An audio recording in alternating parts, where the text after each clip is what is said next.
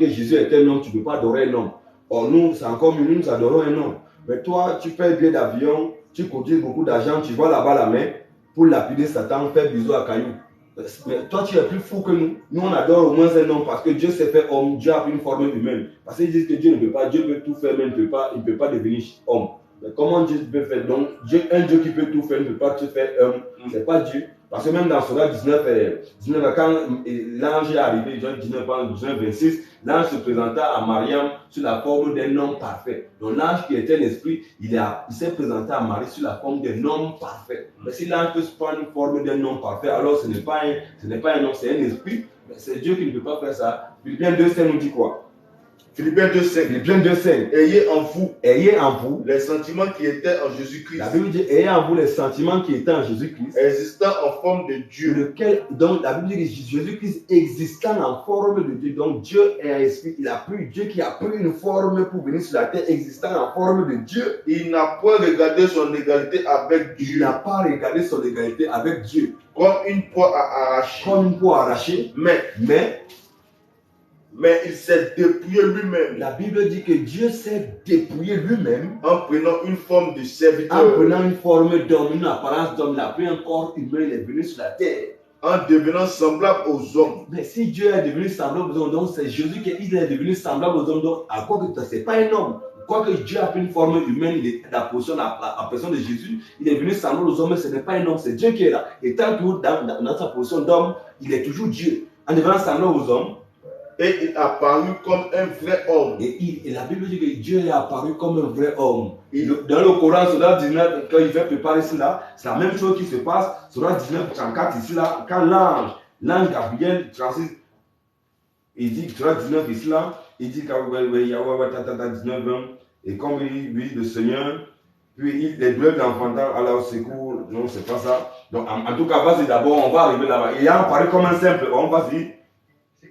Et il a apparu comme un vrai homme. Et a apparu comme un vrai homme. Il s'est humilié lui-même. La Bible dit que Dieu s'est humilié lui-même. Se rendant obéissant jusqu'à la mort. Dieu s'est rendu obéissant jusqu'à la mort. Même jusqu'à la mort de la croix. Même jusqu'à la mort. Donc Dieu s'est rendu obéissant même jusqu'à la mort de la croix. C'est pourquoi aussi. C'est bon mon frère. Donc ça veut dire que la forme, Dieu a un peu une forme humaine. C'est bon. L'ange Gabriel, quand l'ange Gabriel est apparu à Marie là, il sous la forme d'un homme parfait. C'est 19, il a apparu sous la forme d'un homme parfait. Moi, pour verset 17 là-bas, je pense que c'est 17, 16 là-bas, mais que la paix, Gabriel, on le 16, verset 17, voilà, verset 17, sur verset 19, 17. Donc Dieu a pris une forme humaine, le Dieu qui est esprit, il a pris une forme humaine, il a apparu comme un homme parfait, comme un homme. Mais quoi n'étant pas un homme, mais il est comme un homme, et même dans la position de chair, il est Dieu qui est là. Vas-y, Sourate 19 et 17. Sourate 19, 17. Elle mit entre elles. Le Coran dit que elle mit entre elles, Marie mit entre elles, et eux un voile. Nous lui envoyâmes. Nous lui envoyâmes notre esprit.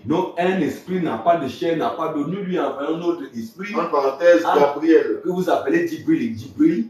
Qui se présenta à elle. Le Coran dit que Gabriel, qui est Djibril, s'est présenté à Marie sous la forme d'un homme. Sous la forme d'un homme. Sous la forme d'un homme parfait. Donc, Gabriel, qui est esprit, là, il s'est présenté à Marie parce qu'il devait causer avec Marie, il devait annoncer une nouvelle à Marie. Il était obligé de prendre la forme d'un homme parfait, comme un homme. Donc, mais s'il vient étant esprit, Marie ne va pas le voir. Donc, il faut qu'il prenne un corps comme un homme parfait pour se présenter à Marie. Mais si Dieu l'a voulant venir sauver son peuple, mais il doit prendre une forme. Mais s'il vient étant esprit, on ne peut pas le voir. Donc Dieu a pris une forme humaine. C'est pour ça que tous les musulmans qui n'adorent pas Jésus, là, c'est fini pour vous.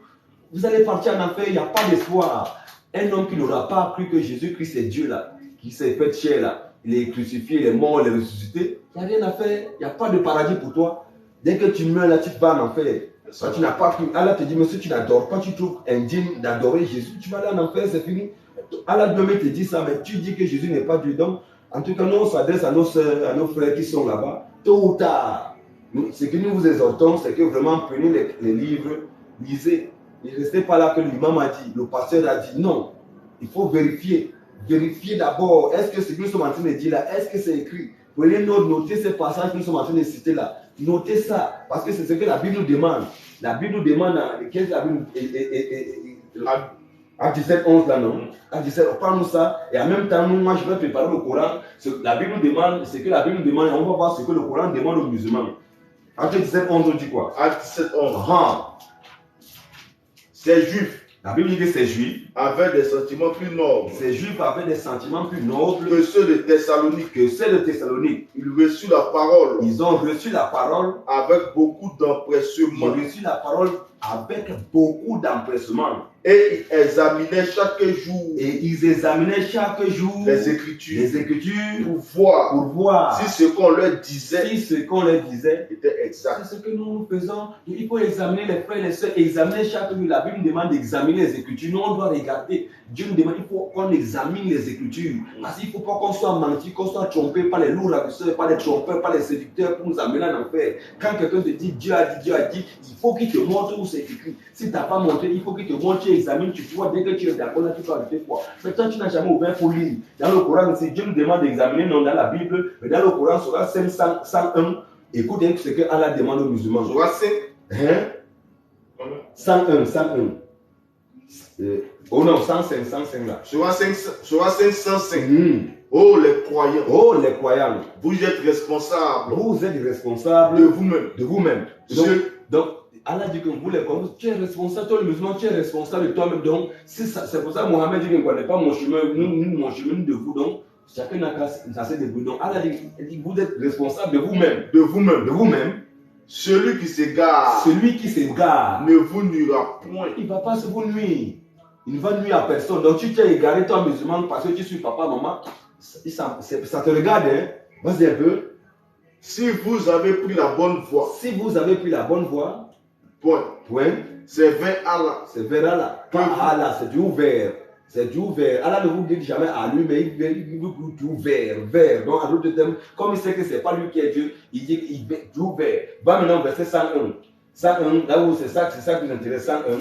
On rentre là-bas, 101. Parce que notre Dieu nous demande d'examiner les Écritures, mais leur Dieu nous demande de faire quoi? Surah 501. Oh les croyants. Allah dit, oh les musulmans. Ne posez pas de questions. Allah dit aux musulmans, Surah 501, vous pouvez pas les vérifier parce que c'est ça, ne faites pas, oh, non, soyez posés. Prenez les versets qu'on a vu de regarder là, prenez ça, notez, allez vérifier vous-même. Oh les croyants. Oh les musulmans. Ne posez pas de questions. Allah demande aux musulmans de ne pas poser de questions. Surah 501. Oh les croyants. Ne posez pas de questions. Sur des choses. Qui. Vas-y. Sur des choses qui. Si elles vous étaient divulguées. Vous méconterez. Vous allez vous rendre content. Vous méconterez. Donc, ne posez pas les questions sur la parole, sur le Coran, parce que si vous posez des questions et quand on vous divulgue les secrets qui sont dans le Coran, ça va vous mettre en colère. C'est pour ça que quand on est en train de lire le Coran, ils ne veulent pas, parce qu'on dit des choses qu'ils n'avaient jamais entendues. On dit des choses que les imams ne nous ont jamais dit. Ils sont en colère parce que c'est la vérité qu'on dit. C'est pour ça qu'Allah leur demande de ne pas poser de questions. Il faut seulement croire. Donc, suis seulement comme un mouton, ne pose pas de questions. Mais comment vous n'êtes pas des moutons? Vous n'êtes pas des animaux, mais vous êtes quand même des hommes. Vous avez quand même une conscience, une cervelle. On réfléchissez. Si votre Dieu demande vous ne pas poser des questions, il ne veut pas, ce n'est pas Dieu. Parce qu'un Dieu qui est véritable, véridique, là, il te donne, pose question, examine toi-même, il faut voir. Mais un Dieu qui demande, il ne faut même pas poser question.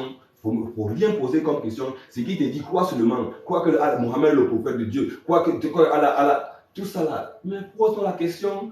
Pose-toi la question toi-même. Donc si la Bible demande à nous les chrétiens de poser des questions, d'examiner toutes choses, et le Coran dit que non, vous les musulmans, il ne faut pas poser de questions. Réfléchissez les amis. C'est parce qu'il y a des tas et des tas dans le Coran que non, c'est pour ça qu'Allah vous interdit de poser des questions. Parce que si tu poses question et puis on te révèle ce que le Coran nous dit là, ça va te fâcher et tu vas sortir de l'islam. Comme il ne veut pas que vous sortiez de l'islam, c'est pour ça que non, il a encore mis barrière que non, si tu veux sortir de l'islam, on doit te tuer. Mais quand tu défends la vérité, Allah dit dans le Coran que si un musulman il veut sortir de l'islam, on doit le tuer. Donc, parce que entrer c'est facile, mais sortir c'est compliqué. C'est pas Dieu. Un Dieu qui va toujours la charia, il faut tuer les gens, ceux les mécréants. C'est pas Dieu. On ne force personne à suivre quelqu'un. Un Dieu qui veut nous forcer à le suivre, à l'adorer, c'est que c'est pas Dieu. Jésus, il ne force personne à le suivre. Tu veux ou tu suis, ainsi, ça n'engage que toi. il ne force personne. Mais un Dieu qui est Dieu en train de forcer les gens à le suivre, à l'adorer, même si c'est le faux, il faut seulement le suivre. C'est pas Dieu. Là, comment on appelle ça? C'est un brigand. Il veut forcer les gens il veut arracher automatiquement les portes-monnaies des gens, les téléphones, il veut tout voler tout le monde, il veut les braquer tout le monde. C'est le braquage spirituel. Il est en train de braquer les gens comme ça, c'est pas normal. Donc, on a déjà vu ceux qui croient en aussi et qui sont musulmans entrer au paradis, vous et vos époux. Il y a même Surah 19 là, remonte encore parce que quand on a pris Surah 9-18 là, on avait pris Surah 9-18. Il est venu retoquer, il a pris, au lieu de prendre parce que quand on prend Surah 9-18, avant d'aller à 19, à 20, à 21, il faut d'abord répliquer sur ce qu'on a dit. Parce que ce jour-là, quand on a pris Surah 9-18, on est 9-18, il a pris Surah, il est parti, il est parti au verset 21 pour dire qu'il est pieux. Donc on va dire, on n'a pas d'abord expliqué pourquoi elle a dit que non, ceux qui croient à nos signes, ceux qui ne peuvent pas les mosquées là, que ceux qui croient là, et que le salut n'est pas garanti. Mais lui, il est allé directement au verset 21. Il n'a même pas montré toutes ces choses-là. Il a coupé ça. Tu coupes la vérité, pourquoi? En tout cas, si ça peut vous consoler pour que vous partez en enfer, c'est bon. Ça vous console. Là, pour faire tuer la taquilla, c'est ça la taquilla, il faut mentir, il faut avoir l'art de mentir pour protéger la religion musulmane, il faut mentir donc abondamment.